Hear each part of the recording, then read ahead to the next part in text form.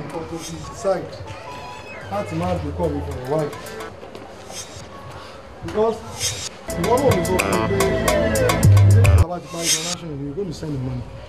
sọ gbogbo nǹkan tó ń sọ mò ń gbọ́. Ibi nǹkan tó wọ́n fi jẹ̀bi ni pé a ṣe business tó wọ̀ 10 million naira fine ó yẹ kó pín owó yẹn sí méjì ni kó gba share tiẹ̀ kémi náà gba share tèmi fún kí ló wá ṣe náà ó dẹ̀ di owó mú láti jọ yóò dẹ̀ ó sẹ́ndì share tèmi ó dẹ̀ tí wàá gbé kọ́ mi náà kí ló fẹ́ kí n ṣe so mo kàn fi ẹ́lẹ̀ ni pé ọmọ mẹ́rin eléyìí ebi ń pa ó dàbò ṣe ẹ̀rọ yìí ni bàbá àti ní owó tó jù bẹ́ẹ̀ lọ so kò ní ìsáwà you are talking okay o lówó lọ́wọ́ ń sìn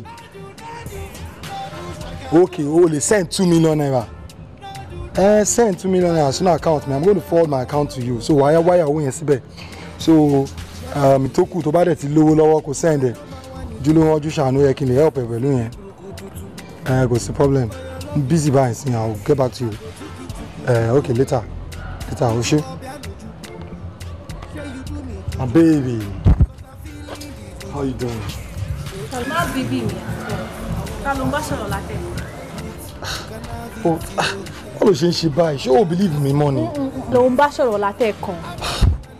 Friend mi tó wà l'Abuja ni mo ń bá sọ̀rọ̀. À ń sọ̀rọ̀ business ni ọmọ owó là ń sọ̀rọ̀ báyìí. Ó jẹ mí lówó ni 10 million naira ṣe business. Ó yẹ kó fún mi share mi kájọ pé 5 million. Kò dẹ̀ fún mi lówó yẹn, ó dẹ̀ ń postpone mi látijọ́. Ìwọ́n ń pè mí sí òun bẹ̀ mí tó mọ̀ pé owó wà. Wọ́n try láti bẹ̀ mí kó máa send 2 million naira sí mi maybe weekly kí n send the account number mi. Ó tán all friends mi gan baddest àti bad. Wọ́n understand wọ́n mọ ṣọlá tí mò ń sọ wọn pa ẹ̀. Mi ì tí ì pé tí yín sí o, ẹ̀yà àrò mẹ́ta, mú fóònù ẹ̀ wá. Ṣé gbogbo ọ̀rọ̀ tí mo sọ sílẹ̀ yìí o tún believe mi náà? Fún mi ní fóònù ẹ̀ simple. O believe mi náà?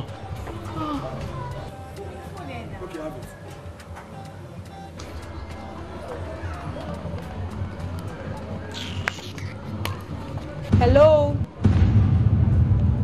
Shola, 5 million, 10 million. Nǹkan tó ṣẹlẹ̀ ni pé Abuja. Baby, nǹkan tó ṣẹlẹ̀ ni pé network. So network ló yọ battery phone ẹ̀.